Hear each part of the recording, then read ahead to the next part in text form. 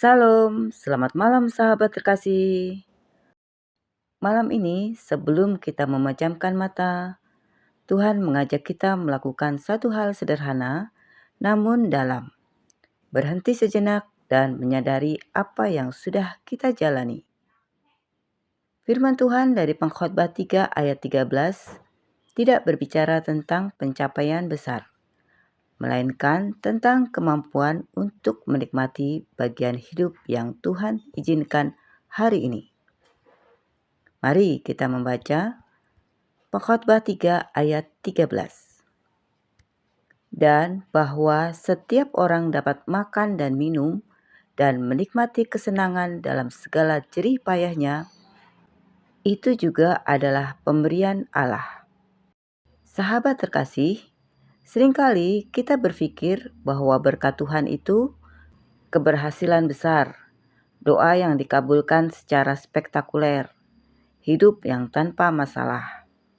Namun, pengkhotbah berkata sesuatu yang berbeda.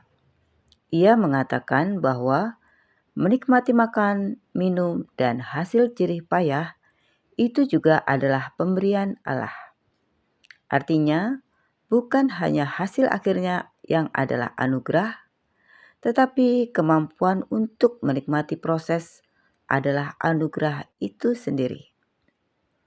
Banyak orang bekerja keras, tetapi tidak bisa menikmati hidup. Banyak orang memiliki cukup, tetapi hasilnya selalu merasa kurang. Sahabat terkasih, tanpa kita sadari, kita sering berkata dalam hati, "Nanti kalau hidup sudah lebih baik, baru aku bersyukur. Nanti kalau masalah selesai, baru aku tenang.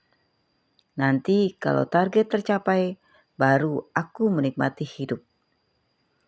Firman Tuhan malam ini berkata, bukan nanti, tapi sekarang. Bukan karena hidup sempurna, tetapi karena Tuhan hadir di dalam hidup yang tidak sempurna ini. Sahabat terkasih, ada seorang pria pulang kerja di malam hari. Hari itu berat, target belum tercapai, perjalanan macet, pikirannya penuh. Sesampainya di rumah, ia duduk di meja makan. Makanannya sederhana, tidak istimewa, bukan hari yang luar biasa. Namun di hadapannya ada keluarga, ada rumah, ada makanan, ada tubuh yang masih dikuatkan. Awalnya ia makan tanpa rasa. Lalu tiba-tiba ia teringat satu kalimat. Ini pun adalah pemberian Tuhan. Ia berhenti sejenak, menarik napas, dan untuk pertama kalinya hari itu ia bersyukur. Tidak ada yang berubah secara besar, tetapi hatinya berubah.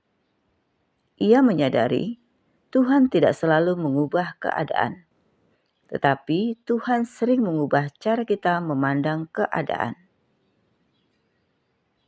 Sahabat terkasih, Pengkhotbah adalah kitab yang jujur.